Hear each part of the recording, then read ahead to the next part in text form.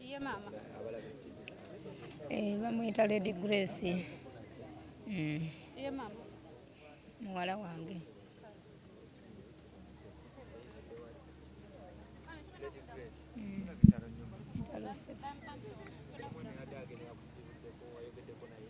Yankubidde essimu jjo n'aŋŋamba maama mbadde bizemu ndagenda kusindikira ssente naye nsonyiwa ngenda basindikira ku makya nnyo ko nze tokomawo ko ye nkomawo era naye kansooke mbasindikire ssente ku makya munsonyiwe sibasindikidde basobodde.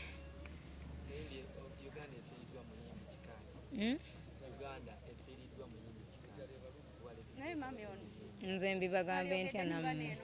mwogere n'abaana abalala bye mwogera. Mpulidde ku CBS ssaawa 10 leediyo ng'eyogera bakuba ennyimba ze ne boogera ne bagamba waliwo omuyimbi Lady Grace ali bubi nnyo takyategeera kati abamu bafudde kati kwe kujja ne baŋŋamba ne bakuba ssimu abawankubira ssimu nti ali mulago abawankubira ssimu nti afudde ne bagamba takyali mulamu tuzze kujjanjaba.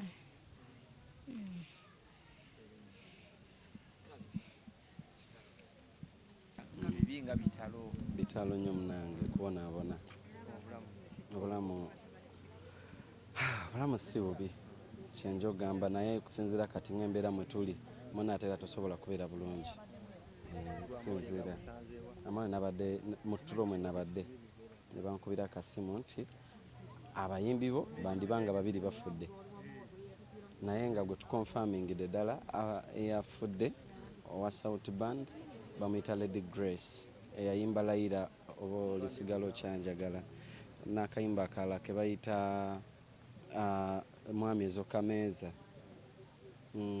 Bankubidde ekiro n'endowooza bya bulimba ne baddamu omulala n'addamu n'akuba essimu neŋŋamba Lady Grace kigwe mwogerako naye mmwe nga omanyi nga bakubidde essimu osooka n'obeera nga oli shocked n'endowooza bya bulimba naye sisooka kifaako nnyo kati webazzeemu omulala n'addamu n'ankubira n'aŋŋamba gwe kubira Nduga era bwe nagize nenkubira mukulu Nduga n'aŋŋamba bafudde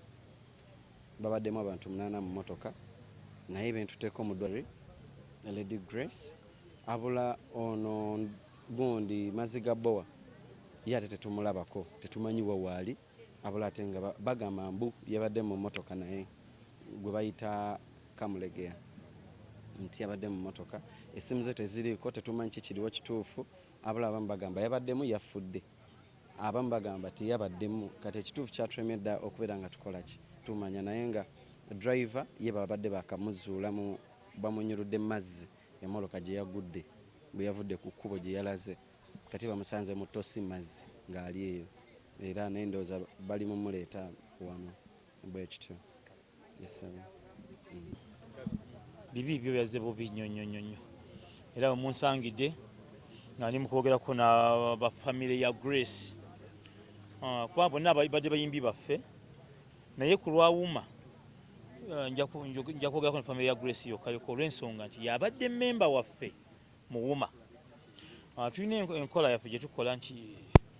bwe tufiirwa omuntu waffe abadde mu memba waffe twakolagana ne bannaffe aba Uganda Funeral Services nga alina akasente kawaayo mu mwaka ye Grace kali yatoola edda $10,000 buli mwaka oziwaayo. Omuntu oyo bw'aba afudde oba nga afiiddwa omuntu asookerwako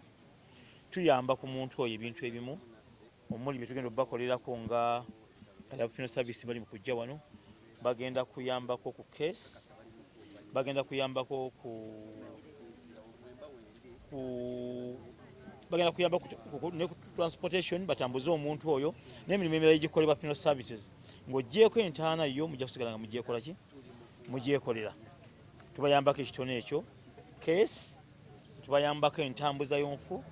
n'abalinzi baffe okujja nga babayambako mpolampola mu musitula n'ebirala bwe bityo tugenda kuba tukibakolerako nga wuma. Bali basatu naye tugenda kikola ku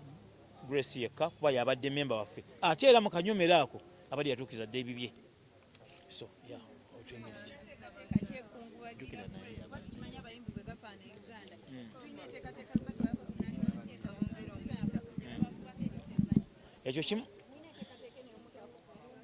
ekyo kimu ku bigenda okuddako bwe tulaga tetunnamanya family egamba ki naffe tugamba ki, so tunamala okwogera ne family tujja kubeera tubategeeza nga tumaze okukijjuza obulungi ennyo. Ku lugendo kuno nabaddeko era nze omu ku basoose okuyimba twayimbye n'aba maama mpolampola twayimbye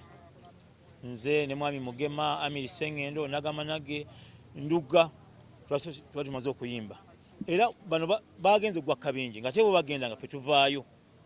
immediate nga twakabayisa babuzeeko miles nga 2 nafuna akabenje ako kya twakyogereko bannaffe nga badduka nnyo wakati waffe ne Banduga emmotoka yaffe eri mu maaso kati wakati waffe ne Banduga badde batuvaako emabega akabenje bwe kabadde nti bwe badde bamaze tuyisa ate nga tebanasanga Banduga ekyalisa omukisa omungi Banduga ate okujja okubalaba nga bakamala okugwa kabenje ne basobola okuba nga babayamba naffe ne batukubira ne twegattako okulaba nga tubaleeta emulago bakito bwe kyabadde. Sophie Gombya sogera nga president obabji nsooka kola disclaimer ntukubidde president waffe Cindy ali mu kubajja wano kino kyonna yandibadde akikola but since muli mu bwangu taliiwo but she's coming, she's on her way. So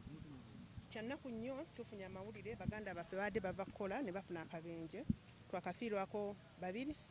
basatu be bafudde omulala afudde baadde tebamanyi bamuleseeyo mu mazzi temotoka yamutuddeko so be bayambye ye yabuze kati naye bamuleese bamutusiza ano so basatu be twakafiirwako kyannaku nnyo tusaba mukama atugumye nkubira mpita mwenna buli amanyi kati ffenna ano tumanyi like we are family buli omu amanyi afunye obuzibu buli alina akasimu amanyi oba w'oluganda oba muganda w'okuba n'abafunye obuzibu tubakubire essaawa zino naye naawe nsaba oboogera amannya babamanye nti n'alaba essaawa eyo amanye nti baganda baffe tebali bulungi. Abafudde kuliko Lady Grace kuliko kojja ffe tumuyita kojja wa alimpa naye kwali kwabo waliwo omulala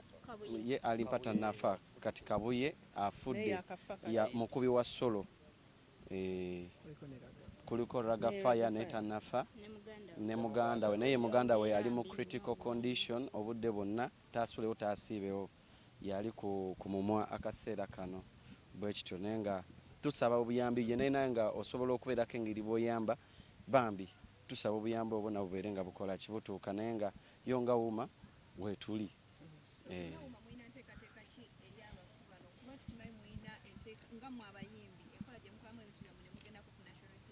Of course nga bwe mbagambye nti kyakagwawo president waffe Cindy ali mu kubajja wano bw'anaatuka tugenda kumanya ki ekiddako and tujja kuba tubabulira ekiddako but right now tetumanyi kiddako. Kale mumulaba nga bwafaanana ina jjiti omusaayi ali drainize musaayi webale nnyo okuba na mutima mulungi butalekerera abayimbi banno nzikiriza nti ffenna tuli famire y'emu naye webale nnyo mukama kuwemu ekyosinga okwetaaga